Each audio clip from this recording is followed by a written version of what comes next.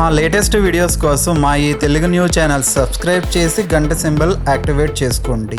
చాణక్యుడు రాసిన చాణక్య నీతి గురించి మీరు ఇప్పటికీ ఎన్నోసార్లు వినే ఉంటారు. లోకంలో మనుషుల ప్రవర్తన గురించి తెలుసుకోవటం దగ్గర నుంచి మనుషులతో ఏ విధంగా ప్రవర్తించాలో వరకు ఆయన సమాజానికి సంబంధించిన విషయాలు ఈ చాణక్య నీతిలో రాశారు.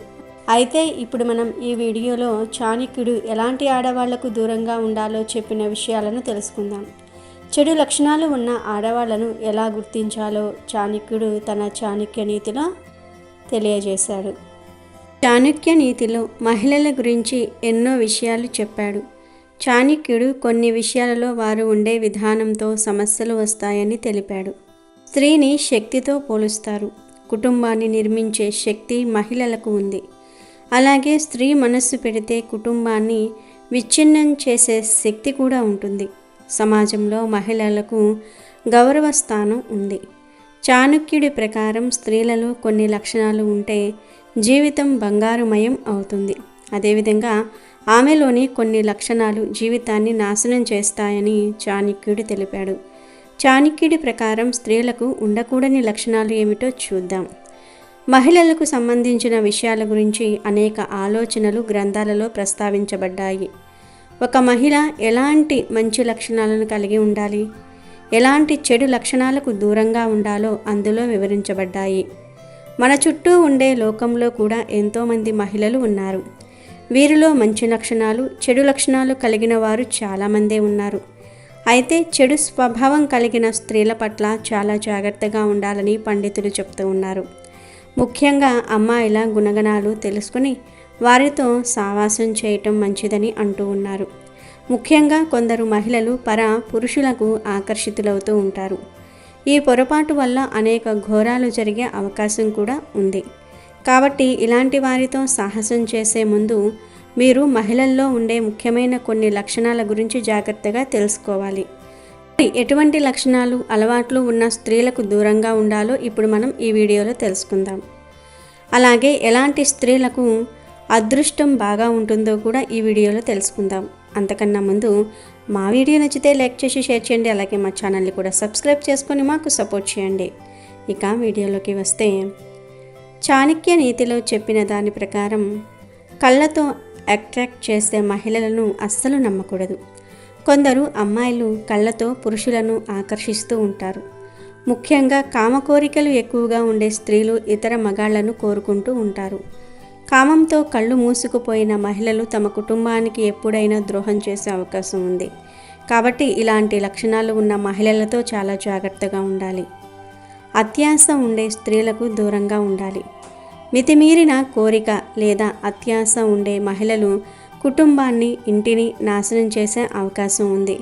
ఎందుకంటే అత్యాశ అంటే డబ్బు, ఆస్తులు లేదా సంపదపై అతిగా ఆసక్తి ఉన్న స్త్రీలను పొరపాటున కూడా నమ్మకూడదు.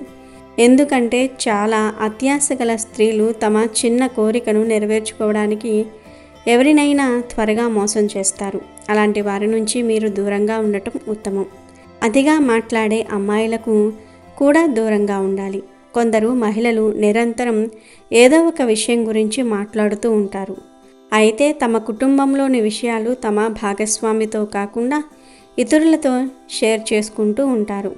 ముఖ్యంగా పరాయి మగాళ్లతో మాట్లాడుతూ ఉంటారు. అందుకే ఇలాంటి మహిళలను అస్సలు నమ్మకూడదు. ఇలాంటి ఆడవారికి చాలా దూరంగా ఉండాలి. లేదంటే జీవితం నాశనం అవుతుంది. ఏ స్త్రీ అయితే తన మాటలను కంట్రోల్ చేసుకోదో, చుట్టుప్రక్కల ఎవరు ఉన్నా తన మాట తీరును మార్చుకోదో అలాంటి స్త్రీలు చాలా సమస్యలను ఎదుర్కొంటారు. అలాగే ఎక్కువగా బయట ఉండే స్త్రీలు, బయట తిరగడానికి ఎక్కువగా ఇష్టపడే స్త్రీలకు దూరంగా ఉండాలి. సాధారణంగా మహిళలు ఎక్కువ సమయం ఇంట్లో ఉండేందుకు ఇష్టపడతారు. అయితే కొందరు మహిళలు ఇంట్లో కాకుండా ఎక్కువ సమయం బయట గడుపుతూ ఉంటారు. ఇలాంటి వారిని పొరపాటున కూడా నమ్మకూడదు. ఈ రకమైన మహిళలు తమను నమ్ముకున్న వారిని మోసం చేసే అవకాశం ఎక్కువగా ఉంది. కాబట్టి మీరు అలాంటి మహిళలను నమ్మకూడదు. ఏ ఆడవాళ్ళకైతే పొట్టభాగం అనేది కుండ ఆకారంలో ఉంటుందో అటువంటి ఆడవాళ్ళు చాలా అన్లక్కీగా ఉంటారంట. అంటే ఇక్కడ ఎవరిని కూడా మనం వాళ్ళ జాతకాలు కానీ వాళ్ళ క్యారెక్టర్ని కానీ అనలైజ్ అనేది చేయట్లేదు. కానీ ఇలా ఉంటే ఇలా ఉంటారని చెప్పేసి ఆ చాణక్య నీతి పుస్తకంలో రాసి ఉంది. అదే మేము మీతో షేర్ చేసుకుంటూ ఉన్నాము. ఏ ఆడవాళ్ళకైతే మెడ అంటే మన నెక్ పార్ట్ ఏదైతే ఉంటుందో అది చాలా చిన్నదిగా ఉంటుందో అటువంటి ఆడవాళ్ళు చాలా కన్ఫ్యూజింగ్గా ఉంటారంట. వాళ్ళు వాళ్ళ సొంత నిర్ణయాలు కూడా తీసుకోవడానికి చాలా వెనుకాడుతూ ఉంటారు. చిన్న చిన్న పనుల కోసం కూడా వాళ్ళు ఎక్కువగా వేరే వాళ్ళ మీద ఆధారపడి ఉంటారు. అలాగే ఏ ఆడవాళ్ళైతే మాట్లాడేటప్పుడు వాళ్ళు వాళ్ళ కోపాన్ని ఆవేశాన్ని అణుచుకోరో కంట్రోల్ చేసుకోలేకపోతూ ఉంటారో అటువంటి ఆడవాళ్ళ నుంచి కూడా దూరంగా ఉండమని చెప్పింది చాణక్య నీతిలో రాసి ఉంది. ఎందుకు అని అంటే అటువంటి ఆడవాళ్ళు వాళ్ళ మాటను నెగ్గించుకోవడానికి అవతల మనిషి ఎవరైనా సరే, తన భర్త అయినా తండ్రి అయినా సరే, వాళ్ళు వాళ్ళను పట్టించుకోరు. అక్కడ వాళ్ళ లైఫ్ అనేది బంధుత్వానికి బాంధవ్యానికి దేనికి కూడా ఇంపార్టెన్స్ అనేది ఇవ్వరు. చాణక్య నీతి ప్రకారం స్త్రీలకు ధైర్యం మంచిదే, కానీ మితిమీరిన ధైర్యం మంచిది కాదు. మీ మితిమీరిన ధైర్య సాహసాలు మీకు ఏదో ఒక రోజు కష్టాల్లో పడేస్తుంది అని చాణక్యుడు చెప్పాడు. ఏం కాదులే అని కొన్నిసార్లు ముందుకు వెళ్తే సమస్యలు తప్పవు. ఆచితూచి ఆలోచించి అడుగు వేయాలి. మితిమీరిన ధైర్యం పురుషులకు కూడా మంచిది కాదు. ఎంతవరకు ఉండాలో అంతవరకు ఉంటే చాలు. కొందరు స్త్రీలకు అబద్ధం చెప్పే అలవాటు ఎక్కువగా ఉంటుంది. వాళ్ళు చెప్పే అబద్ధాలే వాళ్ళను కష్టాల్లో పడేస్తాయి. స్త్రీలు అలాంటి గుణాలను వదిలివేయాలని చాణక్యుడు తెలిపాడు. ఈ గుణాలు స్త్రీలకు అందాన్ని తీసుకురావని వివరించాడు. ప్రపంచంలో ఏ వ్యక్తి కూడా పరిపూర్ణంగా ఉండలేడు. ప్రతి ఒక్కరిలో ఏదో ఒక లోపం ఉంటుంది. స్త్రీలు కూడా ఈ లక్షణాల్లో కొన్నిటిని మార్చుకోవాలి అని చాణక్యుడు వెల్లడించాడు. అతిగా కోపం ఉండే స్త్రీలకు, అతిగా మాట్లాడే స్త్రీలకు, ఎక్కువ సమయం బయట తిరిగే స్త్రీలకు, డబ్బు బంగారంపై ఎక్కువ ఆసక్తి ఉండే స్త్రీలకు, పర్యాయ పురుషుడితో ఎక్కువగా మాట్లాడే స్త్రీలకు దూరంగా ఉండాలని చాణక్యుడు చాణక్య నీతిలో చెప్పారు. మీ ఇంటిలో ఉన్న స్త్రీలు అంటే మీ కూతుర్లు కానీ, మీ భార్య, తల్లి, వదిన, అక్క, చెల్లి ఇలా ఎవరైనా కానీ ఇప్పుడు మనం చెప్పుకోబోయే విధంగా ఉంటే వారు మీ ఇంటిలో ఐశ్వర్యాన్ని కురిపించబోతూ ఉన్నారు. అలాగే వీరి పేర్లు ఈ అక్షరంతో స్టార్ట్ అయితే ఇక వారికి తిరగనేదే ఉండదు. ఈ 6 అక్షరాలు ఉన్న స్త్రీలు మీ ఇంటిలో ఉంటే లక్ష్మీదేవి మీ ఇంటిలో ఉన్నట్లే అని శాస్త్ర పండితులు చెప్తూ ఉన్నారు. ఆడవారి శరీర అమరికను బట్టి వారి అదృష్టం అనేది ఆధారపడి ఉంటుందని సాముద్రిక శాస్త్రం చెప్తుంది. అందం కంటే కూడా ఇవి చాలా ముఖ్యమట. అందుకే పూర్వంలో పెళ్లి చూపులకు వెళ్ళేటప్పుడు పెద్దవారు అమ్మాయి ఒడ్డు పొడుగు నడక అన్నీ పక్కాగా చూసుకునేవారు. కానీ ప్రస్తుత రోజుల్లో అన్నీ ఆన్లైన్లోనే అయిపోతూ ఉన్నాయి కాబట్టి అంత పట్టింపు అనేది ఉండటం లేదు. అయితే సాముద్రిక శాస్త్రం అనేది జ్యోతిష్యంలో అంతర్భాగం. దీనిలో మనిషి తల నుండి పాదాల వరకు శరీరంలోని ప్రతి భాగం గురించి వివరంగా చెప్పటం జరుగుతుంది.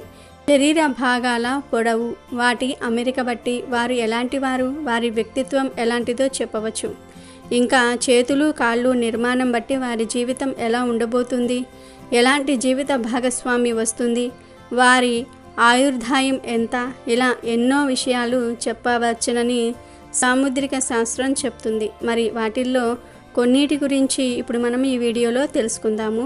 అంతకన్నా ముందు మా వీడియో నచ్చితే లైక్ చేసి షేర్ చేయండి. అలాగే మా ఛానల్ని కూడా సబ్స్క్రైబ్ చేసుకుని మాకు సపోర్ట్ చేయండి. ఇక వీడియోలోకి వస్తే మొదటిగా నుదిటి భాగం. స్త్రీలకు నుదిటి భాగం వెడల్పుగా ఉంటే వారు చాలా అదృష్టవంతులవుతారట. బొట్టు పెట్టుకునే ప్రదేశం నుండి పాపిట వరకు ఎంత వెడల్పుగా ఉంటే అంత అదృష్టమని సాముద్రిక శాస్త్రం చెప్తుంది. కనుబొమ్మలు, అలాగే 2 కనుబొమ్మలకు మధ్య వెంట్రుకలు ఉన్న అదృష్టమే. అదేవిధంగా 2 కళ్ళ మధ్య ఎంత గ్యాప్ ఎక్కువగా ఉంటే అంత ధనం లభిస్తుంది. కళ్ళు పెద్దగా ఉండి వాటి చుట్టూ నల్లటి చారలు ఉంటే వారికి సమాజంలో గౌరవం పలుకుబడి ఉంటాయి. చిటికెన వేలు ఉంగరపు వేలు మధ్య గ్యాపు. చిటికెన వేలుకి ఉంగరపు వేలికి గ్యాప్ ఎక్కువగా ఉన్నట్లయితే మీరు చాలా అదృష్టవంతులని సాముద్రిక శాస్త్రం చెప్తుంది. ఎక్కడైనా వీరి మాటే చెల్లుబాటు అయ్యేలాగా ఉంటుంది. అలాగే చూపుడు వేలు కన్నా ఉంగరపు వేలు పొడవుగా ఉంటే ఇలాంటి వారు పట్టిందల్లా బంగారం అవుతూ ఉంటుంది. వారికి ప్రస్తుతం అంతగా కలిసి రాకపోయినా కూడా భవిష్యత్తు మాత్రం చాలా ఉన్నతంగా ఉంటుందని చెప్పవచ్చు. వీరిని మన పెద్దవాళ్ళు భాగ్య ఉంగరపు వేలు అని అంటారు. అరచెయ్యి విశాలంగా ఉన్న స్త్రీలు ధనాన్ని ఎక్కువగా పోగు చేస్తారట. వీరి దగ్గరికి ధనం రావటం అనేది ఉంటుంది కానీ పోవటం అనేది ఉండదు. ఇక పాదాల వేళ్ల విషయానికి వస్తే కాలి బొటనవేలు మిగతా వాటికంటే పెద్దగా ఉండి మిగిలిన వేళ్ళు పైనుండి కిందకు ఒక క్రమంలో ఉండేవారు చాలా అదృష్టవంతులు. బొటనవేలు కంటే పక్కన వేలు పొడవుగా ఉన్న స్త్రీలు చాలా ధైర్యవంతులు. వీరు దేనికి భయపడకుండా ముందుకు వెళ్తారు. సమాజం అంతా వీరికి చాలా గర్వం అని చెవులు కొరుక్కున్నా వీరు అవేమీ పట్టించుకోకుండా తమ పనిలో ముందుకు వెళ్తూ ఉంటారు. అలాగే బొటనవేలు కంటే పక్కన వేలు పెద్దగా ఉన్న స్త్రీలు పుట్టింట్లో కంటే మెట్టినింట్లో అనగా అత్తవారింట్లో ఎక్కువగా సుఖపడతారు. అక్కడ వీరి మాటే శాసనంగా ఉంటుంది.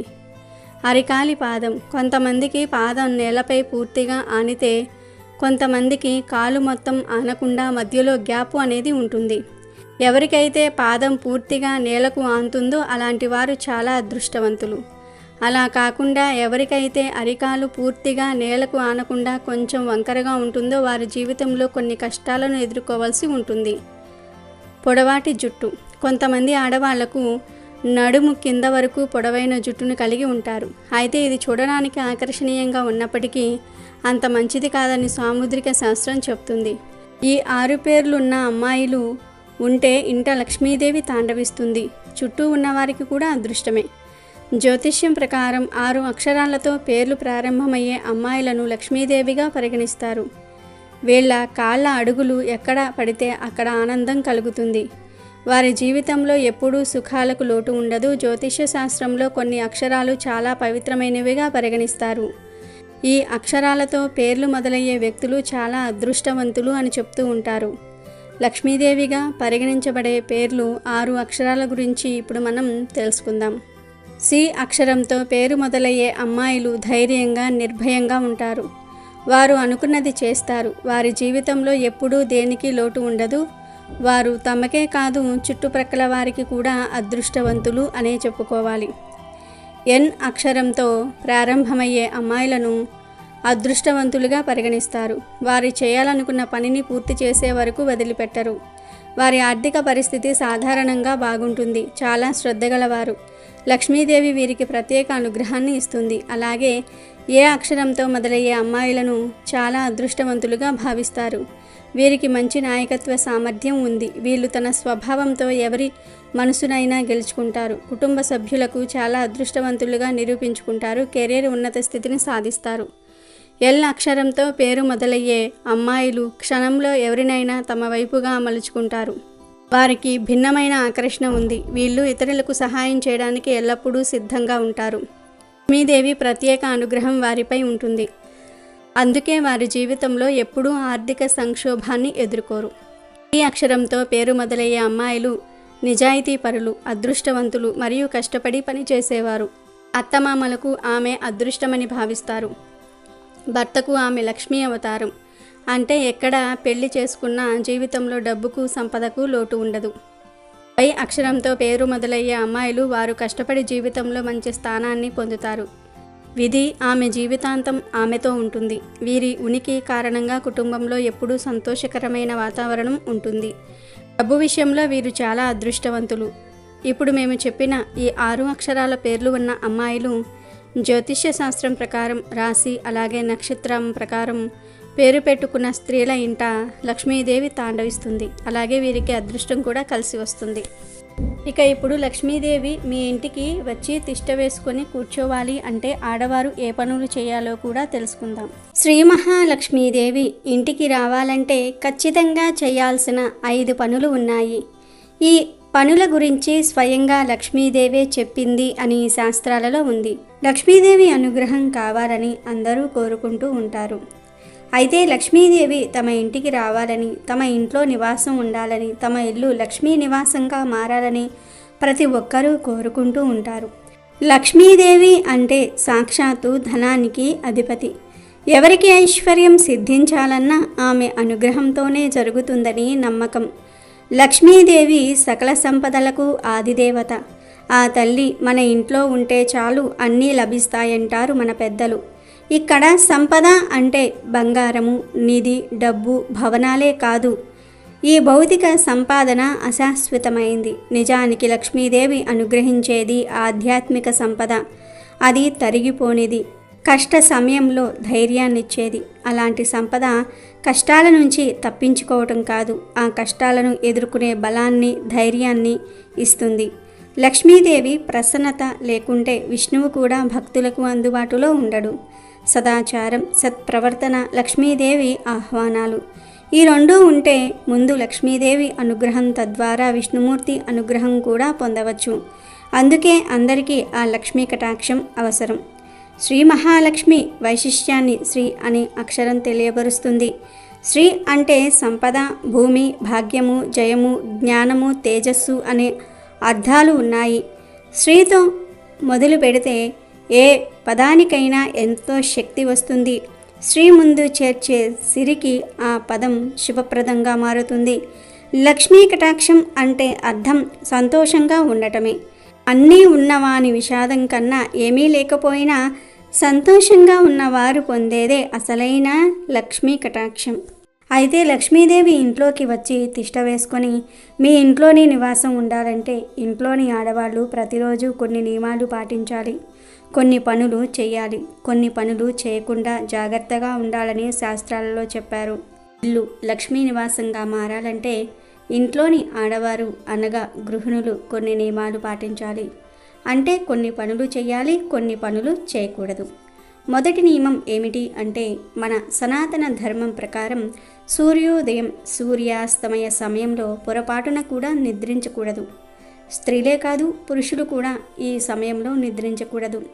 అలా ఎవరైతే నిద్రించకుండా ఉంటారో వారి ఇల్లు లక్ష్మీ నివాసంగా మారుతుంది. ఉదయం 5 గంటల కల్లా నిద్ర లేవాలి. 7-8 వరకు బారెడు పొద్దెక్కే వరకు ఏ ఇంట్లోని వారైతే నిద్రిస్తూ ఉంటారో ఆ ఇంట్లో లక్ష్మీదేవి ఉండదు అని శాస్త్రాలలో చెప్పారు. అదేవిధంగా సాయంకాలం 5 నుండి 7 గంటల మధ్యలో స్త్రీలు, పురుషులు పొరపాటున కూడా నిద్రించకూడదు.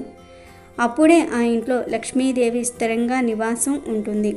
ఇక రెండవ విషయం ఏమిటి అంటే ఉదయం నిద్రలేవగానే కుడి చెయ్యిను చూసుకొని కరాగ్రే వసతే లక్ష్మి, కరమధ్యే సరస్వతి, కరమూలే స్థితే గౌరీ, ప్రభాతే కర దర్శనే అని మన చెయ్యని చూసుకొని ఆ తర్వాత లక్ష్మీదేవి చిత్రపటాన్ని బయటకు వచ్చి చూడాలి.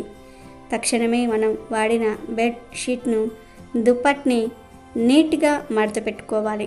కొంతమంది నిద్రలేచి అలాగే పక్క బట్టలు మడత పెట్టకుండా వంటగదిలోనికి వెళ్ళిపోయి బెడ్ కాఫీ తాగేస్తూ ఉంటారు. కానీ అలా చేస్తే లక్ష్మీదేవికి అస్సలు నచ్చదు. స్త్రీలైనా పురుషులైనా నిద్ర లేవగానే పక్క బట్టలు మడత పెట్టుకోవాలి. మీ ఇల్లు లక్ష్మీ నివాసంగా మారాలంటే పాటించవలసిన రెండవ నియమం ఇది. మూడవ పని ఏమిటి అంటే మహిళలు ఇంట్లో వాకిట్లోని చెత్త ఊడవకుండా పొయ్యి వెలిగించకూడదు. ఆడవాళ్ళు ముందు ఇల్లు గుమ్మాలు తుడిచి ఇంటి బయట ముగ్గు పెట్టాలి. ప్రతిరోజు తప్పక ముగ్గు వేసుకోవాలి. ఈ రోజుల్లో చాలామంది పెయింట్తో ముగ్గు పెట్టి అలా వదిలివేస్తూ ఉన్నారు. కానీ అలా చేయకూడదు. బియ్యపిండితో చిన్న ముగ్గు అయినా సరే ప్రతిరోజు వేస్తూ ఉండాలి. ముగ్గు అంటే లక్ష్మీదేవికి ఎంతో ఇష్టం. అలాగే సాయంకాలం పొద్దుపోయిన తర్వాత అంటే 5:30 తర్వాత ఇల్లు గుమ్మాలు తుడవకూడదు. ఎందుకంటే అది లక్ష్మీదేవి వచ్చే సమయం. ఆ సమయంలో చెత్త తుడవకూడదు. ఆ సమయానికి ముందే ఇంటిని క్లీన్ చేసేసుకుంటే అప్పుడు లక్ష్మీదేవి శుభ్రంగా ఉన్న మీ ఇంట్లోకి వస్తుంది.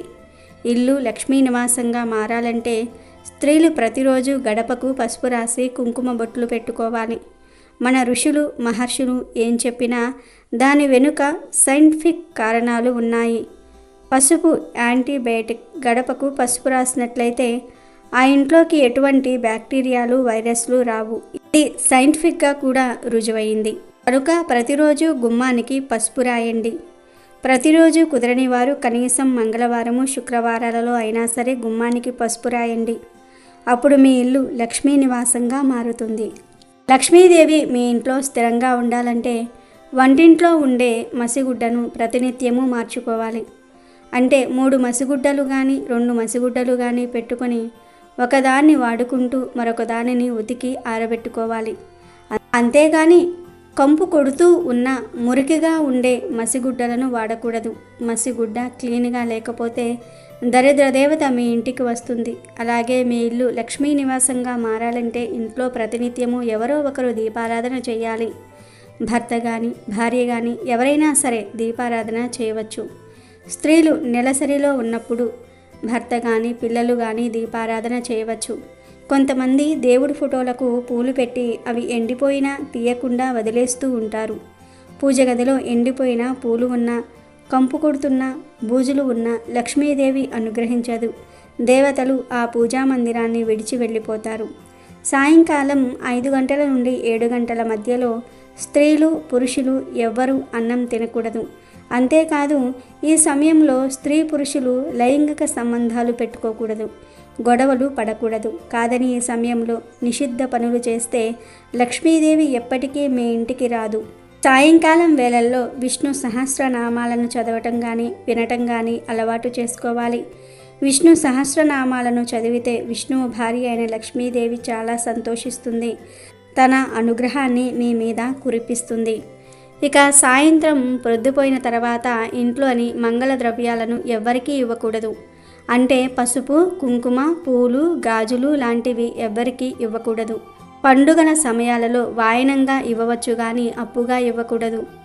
ఉప్పు, పాలు, పెరుగు, బియ్యము, నగలు, డబ్బు ఇటువంటివి సాయంకాలం సూర్యాస్తమయం తర్వాత ఎవ్వరికీ ఇవ్వకూడదు. ఇస్తే లక్ష్మి తరిగిపోతుంది.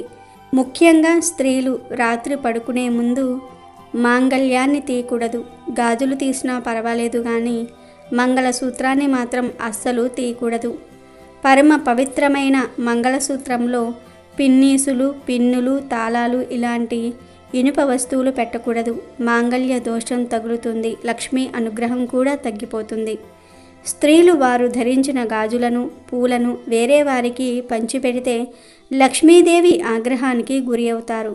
చాలామంది ఆడవారు గాజులు ఎక్కువ వేసుకున్నప్పుడు చెల్లెళ్లకు, తోడికోడళ్లకు నా దగ్గర ఎక్కువగా గాజులు ఉన్నాయి, నువ్వు 2 వేసుకో అని తమ చేతికి ఉన్న గాజులను తీసి వేరే స్త్రీలకు ఇస్తారు. కానీ అలా పంచి పెట్టకూడదు. మనం తలలో పెట్టుకున్న పూలను కూడా మళ్ళీ తీసి వేరే వారికి పంచకూడదు. ఒళ్ళు తుడుచుకున్న టవల్ని వాకిలి ముందు ఆరవేయకూడదు. సింహద్వారం ముందు చెప్పులు వదలకూడదు. శుక్రవారం, మంగళవారం రోజుల్లో గోర్లు కత్తిరించకూడదు. ఆడవాళ్ళు ఇంట్లో జుట్టు విరబూసుకొని తిరగకూడదు. ఇంటికి ఎదురుగా కాళ్ళు చాపుకుని కూర్చోకూడదు.